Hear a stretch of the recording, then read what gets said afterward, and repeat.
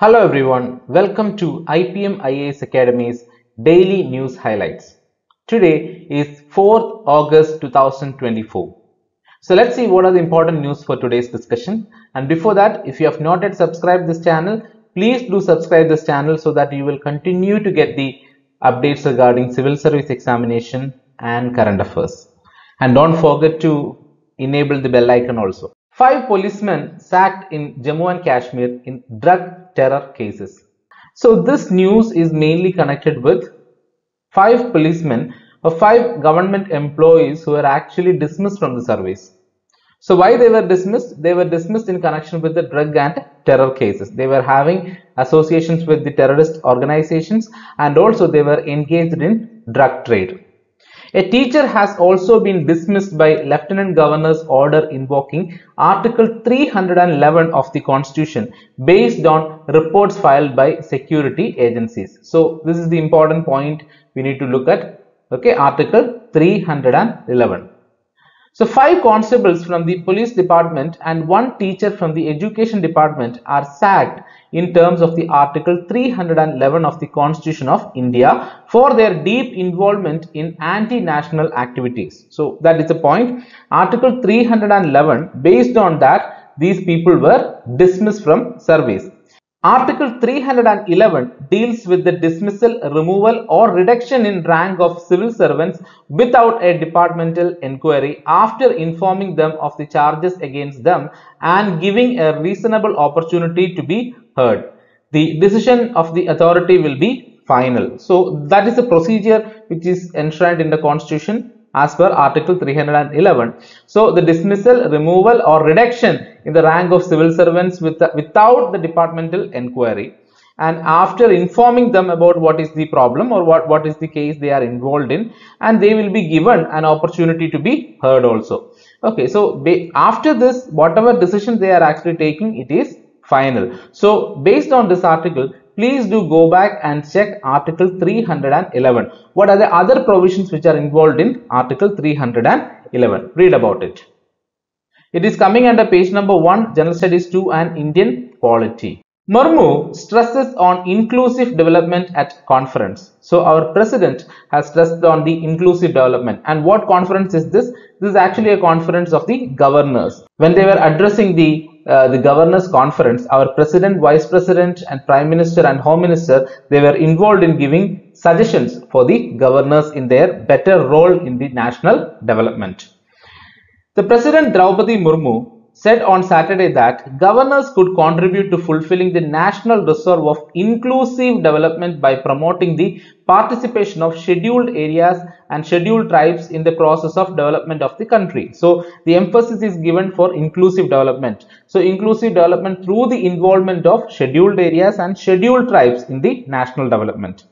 The president said that the development of the country depends on the inclusive and accelerated development of the states. So if you want to say that our country is developing, it should be a comprehensive thing, it should be a holistic thing, and in that holistic thing, inclusive development and inclusive participation is really important. So what do you mean by this inclusive participation? We should have participation from all walks of life. So that is why they are emphasizing on tribal communities and also tribal areas. Then other areas, what are the other areas in which we need more participation in the national development? All states must move forward by learning from each other's best practices and experiences. So we know that some of the states may be performing really well, and based on their practice, if that is actually applicable in other areas, if that can be imitated in other areas, then they need to follow that, they need to practice that actually. She added that women's participation was the utmost importance for meaningful and holistic social inclusion. So we cannot neglect the fact that women participation is really important in our national development. Women empowerment could be strengthened by encouraging women self-help groups and by promoting women-led startups. She said she advised the governors to interact with such active women entrepreneurs and representatives of the institutions working for women empowerment from time to time and guide them. So first, through self-help groups, women activities, we need to improve through self-help groups, and we need to give more opportunities and we need to engage in discussions productive discussions with the women entrepreneurs and the women who are actually working for the betterment and empowerment of the women in our country. Mr. Morti urged the governors to evolve an ideal model of governance in the Raj Bhavan. So here the specific mention about Raj Bhavan is coming. So what is this Raj Bhavan? We know about Rashtrapati Bhavan. So what is Raj Bhavan? You need to understand about it. And embrace technology in their functioning and promote digitization. So we are living in an era of technology, so we cannot neglect the importance of technology in administration also. So for the smooth development of any works, we need to have technological support. He particularly called for tapping the strength of alumni networks of educational institutions and appealed to them to develop a mass campaign to make educational campuses free of drugs. So we know that this drug is a growing concern in our country, especially among the youth. So in order to reduce this, in order to control this in the campuses, we need to take the support of the alumni group also. Okay, so from this article, what all things you need to look at? One, regarding the governor, the functions of the governor, what are the areas they can actually involve in? What are the developments they can bring in a particular state? And what is the connection between governor and president? Because we know that president appoints the governors. Okay, and the functions are also determined by the president only. So details about that you need to understand. Then the provisions which are in the constitutional provisions which are concerning president and governors and their connection, that we need to understand. Then Rashtrapati Bhavan and Raj Bhavan. More details about Rashtrapati Bhavan and Raj Bhavan you need to understand. Then on the other hand, you should also understand about inclusive participation, inclusive development, then the participation of tribal community in our country, tribal regions and tribal communities in our country, women participation, and how is it actually going on, what is the current status regarding these things. All these points you need to understand so that you will get a comprehensive understanding about what is happening in the present scenario. So this is coming in page number 4, General Studies 2, Indian Polity. Kerala to appoint officers to address complaints from transgender persons. Okay, so this is an initiative that the Kerala government is actually introducing. So it is coming in page number 1, General Studies 2, Indian Polity. So what is the detail about it? The Kerala government has passed an order for appointment of a complaint redressal officer. So that's the importance here, complaint redressal officer, in offices of heads of all government departments and government, public sector, quasi-governmental and private institutions in the state to address complaints of the transgender community. So in order to address the complaints of the transgender community and to come up with a swift solution for this, the government has appointed a complaint redressal officer in government offices, quasi-government offices and also in the private offices. Section 11 of the Transgender Persons Protection of Rights Act 2019. So this act is important. Read about it. What are the important features of this act? It is very important because it actually came in 2019 only. So Transgender Persons Protection of Rights Act 2019, the section 11 states that every establishment shall designate a person to be a complaint officer to deal with complaints related to violation of the provisions of the Act. So if any of the provisions of the Act is violated, in order to take an investigation on that, in order to take an inquiry on that, we need to have a complaint officer. A communication from the Union Social Justice and Empowerment Ministry in February 2023 was received by the state in this regard. So from where we are getting this? It is actually, we are getting it from the Union, because this act was actually passed in the Parliament. So the Union has sent an order for all the states. As per the order issued by the state's Social Justice Department, second level officers in the offices of heads of all union or state government departments and government, public sector, quasi-government and private institutions can be designated complaint redressal officer. So based on this order, the Kerala government has taken an action. Within 15 days of receiving the complaint, the redressal officer has to conduct an investigation and submit a report to the head of the establishment, who in turn has to dispose of the report within 15 days. So there should be swift action for this. If there is any complaint raised by the transgender community, swift action should be taken. The investigation should be very swift, and that is the responsibility of the complaint redressal officer. So in this context, try to understand more about the Transgender Persons Protection of Rights Act 2019 and what are the features, and also what are the important welfare activities and welfare policies initiated by the government of India for the protection of the transgender community. Read about it. Agricultural transformation in India is a lesson for others. Prime Minister. So this article is mainly focusing on our agricultural development. Okay, so let's see what are its details. Inaugurating the triennial conference by the International Association of Agricultural Economists. International Association of Agricultural Economists. Here on Saturday, Prime Minister Narendra Modi said that India's experience is valuable for discussions on transforming the food system and is sure to benefit the global south. So what we are emphasizing here, we are saying that we are on a very far level, we are on a very advanced level in connection with the agriculture and the food security. So from our experience, the other world countries can also learn, especially the global south can actually learn from it.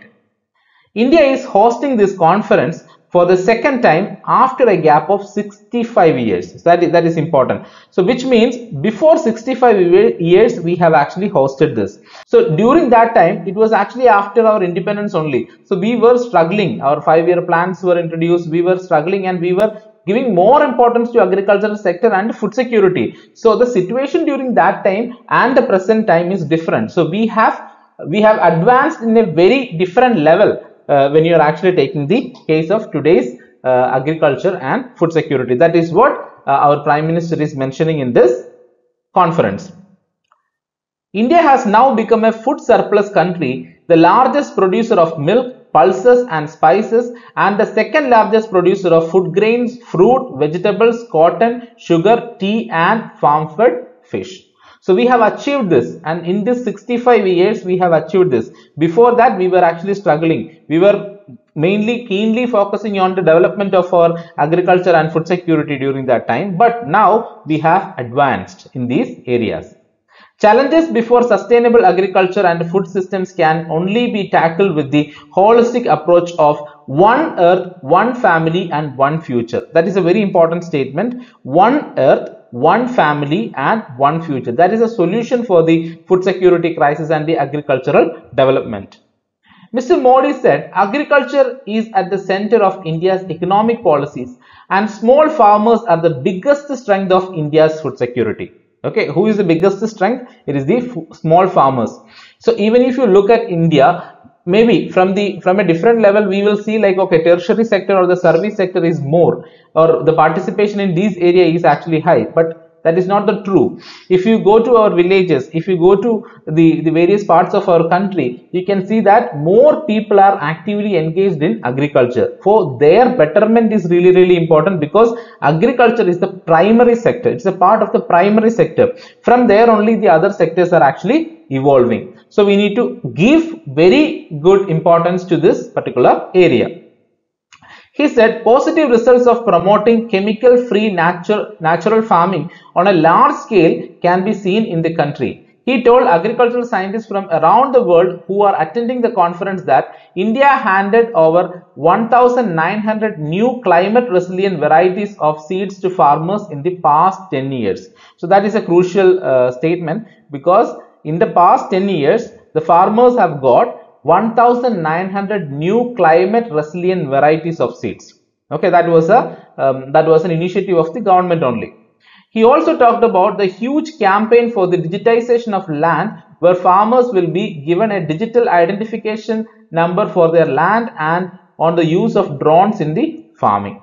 Okay, so in the whole conference, our Prime Minister was mainly addressing or mainly mentioning about our improvement in the agricultural sector, especially in the food security aspect. We know that the Food Security Act was introduced in India, and various agricultural activities are actually promoted in our country. We know about the green revolution that happened in our country. We know about the 5-year plans during that time, how importance was there for agriculture. So that was a growth. Okay, if you look at our history, we were actually evolving, and now we are in a better situation. That is what addressed in this particular article. So based on this article, you need to have an idea about the role of agriculture in our country, the history of agriculture and the economic policies in our country, especially Green Revolution. Try to understand about it, and need to have an idea about what is this organization. Okay, this organization of the International Association of Agricultural Economists. It is a worldwide professional membership association of agricultural economists whose mission is to promote common professional interests of scientists who study the economics of agriculture and the food system. So this is a generic statement regarding the IAAE. So you need to understand about what are the features of this organization and on what all areas they are actually involved in. These points you need to understand. So this article is coming in page number 5, General Studies 3 and Agriculture, and also Indian economy. Doyen of dance Yamini Krishnamurti passes away. She was a renowned classical dancer, Bharatanatyam expert. A renowned classical dancer Yamini Krishnamurti passed away on Saturday after a prolonged illness. She was 83.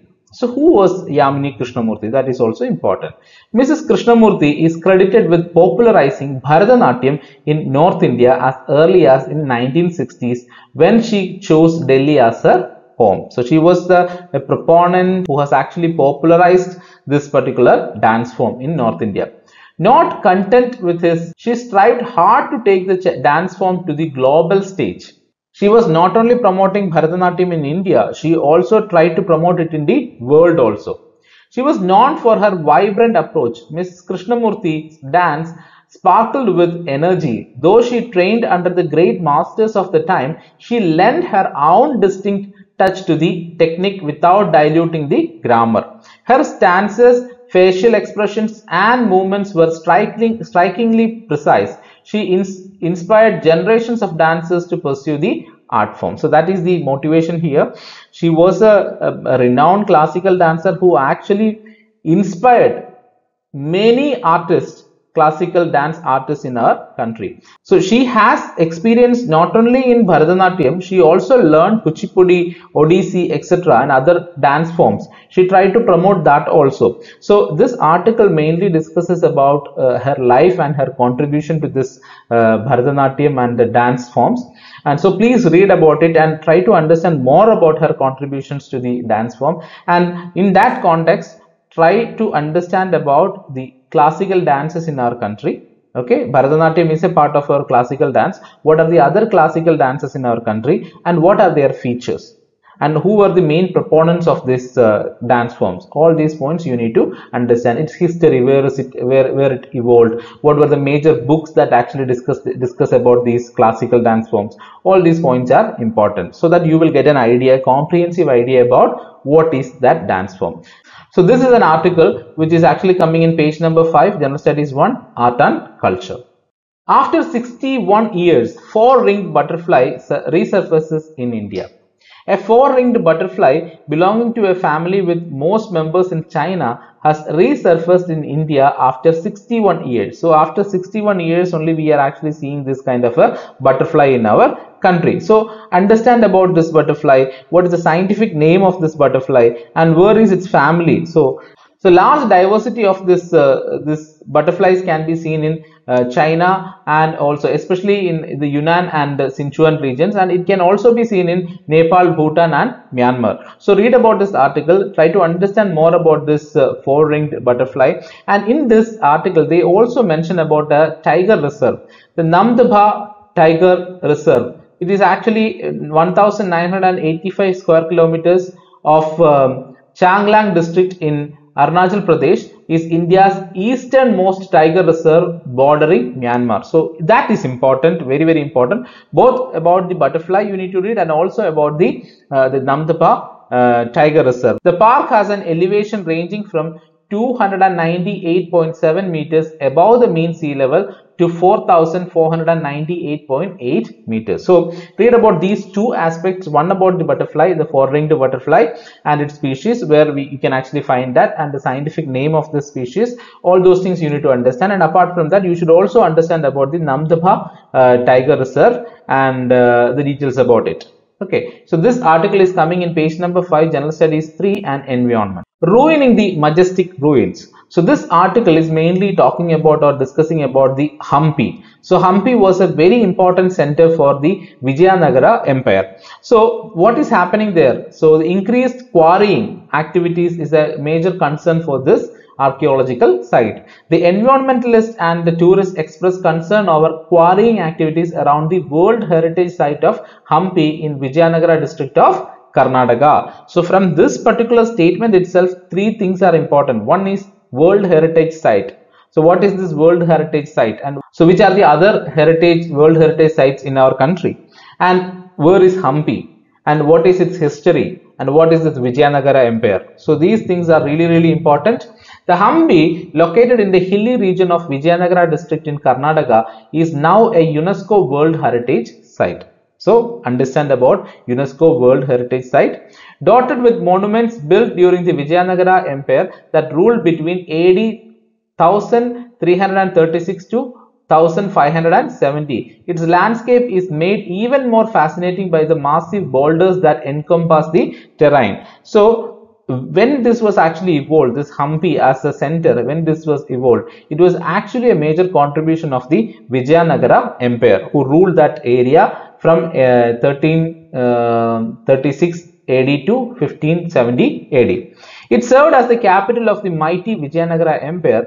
This historic site has multiple places of importance, including Virupaksha Temple, Lotus Mahal, the Queen's Bathing Area, musical pillars, a stone chariot, and an elephant stable, all of which tell stories of the bygone era. So whenever you want to understand about something about the history, always we need to rely on the archaeological sites and the monuments, because that tells the story about that. So if you want to understand more about the life and administration of the Vijayanagara Empire, Hampi is the best example for that. So all this information we can learn from that only, and that Hampi is now facing threats because of the growing quarrying activities in the region. So you have to read about it and read about Hampi, read about the Vijayanagara Empire and how Hampi was important during that time. And Virupaksha Temple is regarded as the most sacred temple at Hampi. Okay, very significant temple at Hampi, and it is actually on the banks of the river Tungabhadra. Okay, so these points are really important. So what you need to do is read this article, and apart from that, read about Vijayanagara Empire, who were the major rulers of Vijayanagara Empire like Krishnadevaraya and all. So what were their contributions and how Hampi is important for them, why Hampi was the capital of Vijayanagara Empire. So what are the major features of this Hampi also. So read about it. This is coming in page number 6, General Studies 1 and History, and also a part of Art and Culture. Millets are answer to water scarcity, climate change. Prime Minister. The Prime Minister Narendra Modi on Saturday said that India has the solution in the form of millet farming to address global challenges on nutrition, water scarcity and climate change, and mentioned that the challenges before the sustainable agriculture and food systems can only be tackled under the holistic approach of one earth, one family and one future. He was emphasizing on one earth, one family and one future. So read about it. It is important. What are the details about this one earth, one family and one future? As a civil service aspirant, that will definitely give you a holistic idea about our plans for the future, our present engagements in the agricultural sector and our economic policies. The theme of this triennial conference was the transformation towards sustainable agri-food systems. The conference, to be attended by about 1,000 delegates from 75 countries, will highlight India's proactive approach to global agricultural challenges and showcase the country's farm research and policy advancements. Today, India is a food surplus country, the largest producer of milk, pulses and spices, and the second largest producer of food grain, fruits, vegetables, cotton, sugar, tea and farm fish. So these were the words of our Prime Minister. So please do understand about it. We have already discussed about the same article before, but based on this, understand about our agricultural sector, understand about our economic policies, and understand about our food security system, and also how millets are actually a solution to the water scarcity and climate change. So this particular article is coming in page number 11, General Studies 3, Environment. So here is an important update regarding our guided PCM course 2025. So it is ideal for students, working professionals and passionate IAS aspirants. So what you need to do is take the scholarship test, and the scholarship test link is there in the description. When you are taking the scholarship test and if you are getting good marks, you will get the course at a highly affordable price. And these are the features of the course, and the course is available for 6 months and also for 1 year. Those who have already prepared for this examination and who wants a revision and a new strategy for the exam, you can opt for 6 months, and those who are beginners, definitely you should go for 1 year plan.